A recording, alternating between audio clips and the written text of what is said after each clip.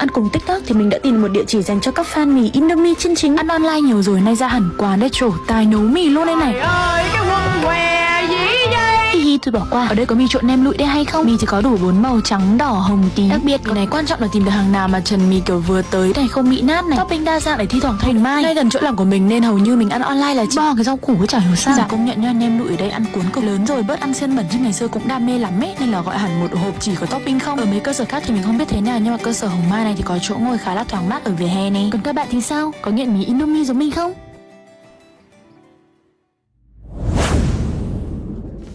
Bayangkan saja kamu sedang berjalan di jalanan ramai Vietnam, lalu tiba-tiba melihat gerombolan anak sekolah berkerumun di sebuah kios pinggir jalan, dan yang mereka tunggu bukan mie khas Vietnam, melainkan Indomie dari Indonesia.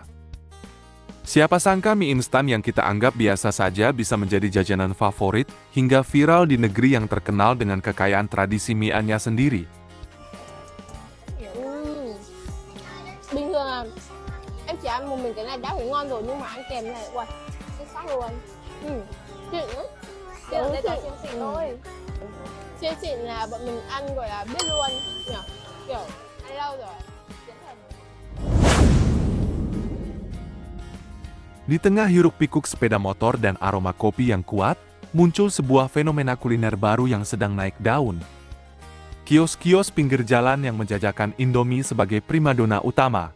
Jika di tanah air Indomie seringkali menjadi penyelamat di akhir bulan bagi mahasiswa atau menu praktis di rumah, di Vietnam mie instan kebanggaan kita ini telah bertransformasi menjadi jajanan yang sangat digandrungi oleh anak-anak sekolah hingga kalangan mahasiswa. Popularitas Indomie di Vietnam sebenarnya bukanlah sesuatu yang terjadi dalam semalam. Namun belakangan ini intensitasnya meningkat drastis hingga menjadi viral di media sosial. Banyak turis Indonesia yang kaget ketika melintasi kawasan pendidikan atau area perkantoran di Vietnam menemukan etalase kaca berisi tumpukan bungkus Indomie. Dan salah satu pemandangan yang paling mencolok adalah bagaimana kios-kios ini dikerubungi oleh gerombolan anak sekolah yang masih mengenakan seragam dan menggendong tas ransel mereka. Yang membuat fenomena ini menarik adalah bagaimana Indomie berhasil masuk ke pasar yang sebenarnya sudah sangat kaya dengan tradisi mie. Vietnam dikenal secara global dengan hidangan mie yang memiliki cita rasa otentik dan mendalam. Namun, Indomie menawarkan sesuatu yang berbeda. Di tangan para pedagang kreatif di Vietnam, Indomie tidak hanya disajikan sesuai instruksi di kemasan. Ada sentuhan lokal yang membuat hidangan ini semakin spesial. Keberhasilan Indomie merajai jalanan Vietnam merupakan bukti nyata dari kekuatan diplomasi kuliner tanpa perlu kampanye besar-besaran. Rasa yang otentik dan kualitas produk yang konsisten telah membuat merek ini berbicara sendiri. Fenomena ini menciptakan rasa bangga yang mendalam bagi masyarakat Indonesia yang melihatnya. Melihat produk dari tanah air menjadi bagian dari masa kecil dan masa muda orang-orang di negara lain, menunjukkan bahwa budaya Indonesia memiliki daya pikat yang universal. Kedepannya, tren ini diprediksi akan terus berkembang. Indomie kini bukan lagi sekedar komoditas yang ditemukan di rak supermarket internasional, melainkan telah menjadi bahan baku utama dalam industri kreatif kuliner kaki lima di Vietnam. Dari sekolah-sekolah dasar hingga kampus-kampus besar, Indomie telah menetapkan posisinya sebagai jajanan favorit yang menyatukan selera, melintasi batas negara, dan menciptakan kenangan baru di setiap mangkuknya. Di tengah persaingan kuliner global yang ketat, Indomie tetap berdiri tegak, membuktikan bahwa rasa yang enak akan selalu menemukan jalan menuju hati siapa saja di mana saja. Mantap, ini Indomie, mantap, keren. Waduh.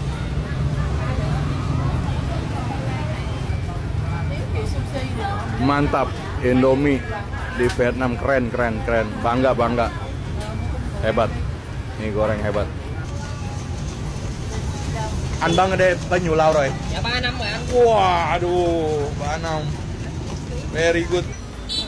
Mantap, Indomie.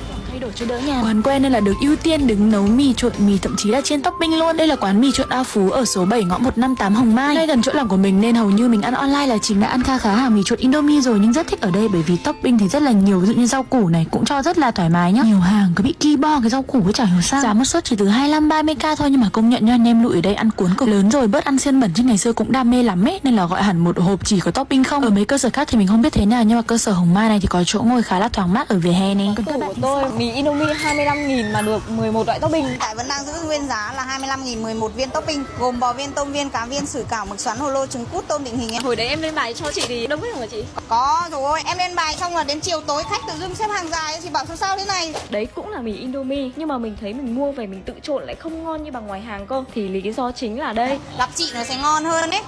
đúng rồi, chị bán hàng lúc nào cũng tích cực, rất là vui vẻ. Mấy đứa bạn mình thèm là hay rủ nhau qua đây ăn. Vẫn đầy đủ 11 viên topping. Như trên hình mọi người có thể thấy, kèm theo sẽ có tương cá, tương ớt. Nhiều khi mình ăn hết mì xong vẫn còn topping luôn. Mình thấy là trong phân khúc mì Indomie thì quán chị là quán mà rẻ nhất nhì rồi ấy. Công nhận ăn cùng với mấy viên chiên này hợp ghê. Nhà mình thì khá xa nhà chị chứ không hôm nào mình cũng ra mất. Ủng hộ tinh thần khởi nghiệp của chị. Ban đầu là chị làm shipper đấy mọi người. Hôm nay thì mình có gọi thêm cả suất mì gà viên nữa, cũng bằng giá luôn, khá là ok. Nói chung mọi người gọi topping thêm cũng rất là rẻ, chỉ từ 1 đến 2.000 thôi. Ấy nhưng mà cũng tùy loại nhá. Ví dụ như là xúc xích, lạp xưởng các kiểu là đắt hơn đấy. Đĩa khoai tây này mình được tặng kèm, quên mất là chưa hỏi giá rồi. Ăn chơi là cũng ok. Điểm trừ duy nhất của quán là chỗ ngồi sẽ hơi hẹp. Và đây là mì trộn Túy Phúc. Địa chỉ mọi người có Google Maps là mì Indomie thì mọi người thích nhất là vị nào? Riêng tôi á là cái mì xào khô vị sườn nha. Đây là cái vị mà tôi đánh giá là ngon nhất luôn. Tôi đã ăn qua rất là nhiều vị rồi nhưng mà vị này vẫn là vị mà tôi thích nhất. Bởi vậy mà mỗi lần mua là tôi phải mua lần một thùng. Tôi nghe nói mì Indomie được mệnh danh là mì xào khô ngon nhất thế giới. Không biết thiệt không nha, chứ công nhận là ăn dính thiệt. Một lần mọi người có thể ăn được bao nhiêu gói mì Indomie? Riêng tôi nha, một lần là tôi có thể ăn được 2-3 gói mì Indomie luôn á. Cái cọng mì nấu vừa tới nó dai sần sực, nó mướt ruột cả mọi người. Phải công nhận là cái gia vị trộn mì nó đỉnh thiệt sự luôn nha. Nó mặn ngọt mà nó rất là vừa đủ. Khi mà trộn với mì là nó vừa đủ áo đều mì luôn chứ không có bị dư hay thiếu. Ta nói bà nào mà coi cái clip này lúc nửa đêm là xỉu úp xỉu đau liền. Chiên thêm 2 cái trứng lòng đào ăn cùng là bá cháy nha. Gu tôi thích ăn dai nhiều nên nấu tầm 2-3 phút vớt ra liền. Ai mà thích ăn mềm hơn xíu thì nên nấu 4 phút. Ta nói ha, tối đi làm về mà xong mở bộ phim coi rồi làm dĩa mì Indomie là ta nói tới công chuyện. Ai mà ngán mấy cái vị kia quá rồi thử liền cho tôi cái vị này đi.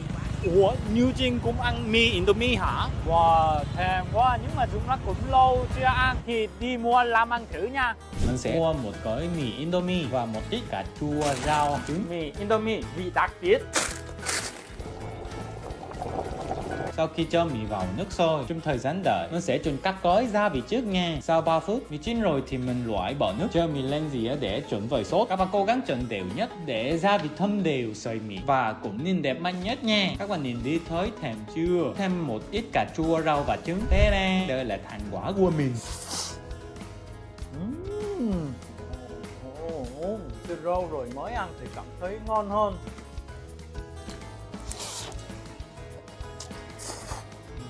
Các giá vị trong gói này rất là hợp nhau, sự rất là vừa vị.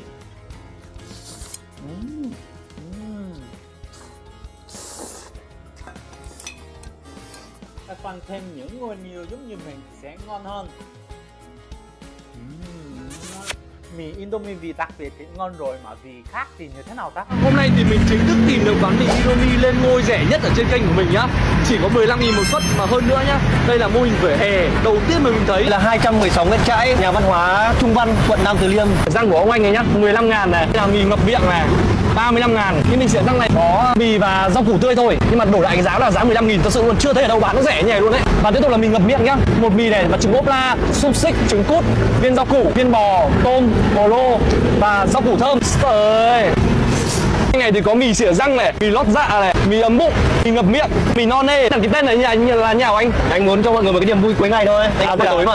Thêm 2.000 là thêm viên, thêm 5.000 là thêm trứng ốp, thêm 10.000 là thêm xúc xích. Nhưng mà nếu mà thêm mì thì thêm bao nhiêu anh? Thì thêm 10.000 nữa.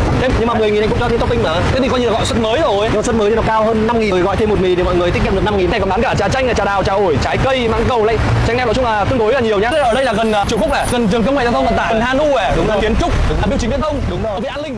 Anh chỉ bán buổi tối. Pada akhirnya, kisah Indomie di jalanan Vietnam menjadi contoh sederhana bagaimana sebuah produk bisa melampaui fungsi dasarnya. Dari sekedar mie instan praktis, kini ia berubah menjadi bagian dari dinamika kuliner anak muda di negeri orang. Kehadirannya di depan sekolah, di sekitar kampus, hingga di sudut-sudut jalan Hanoi menunjukkan bahwa makanan kadang punya cara sendiri untuk menembus batas budaya dan kebiasaan. Bagi Indonesia, fenomena ini tentu menjadi kebanggaan tersendiri. Tanpa perlu promosi besar-besaran, Indomie mampu memperkenalkan cita rasa Nusantara kepada generasi muda Vietnam lewat cara yang sangat natural melalui mangkuk mie hangat yang dinikmati bersama teman-teman. Di tengah persaingan makanan cepat saji global, Indomie membuktikan bahwa kesederhanaan rasa yang konsisten seringkali justru menjadi kunci untuk bertahan dan dicintai dimanapun berada.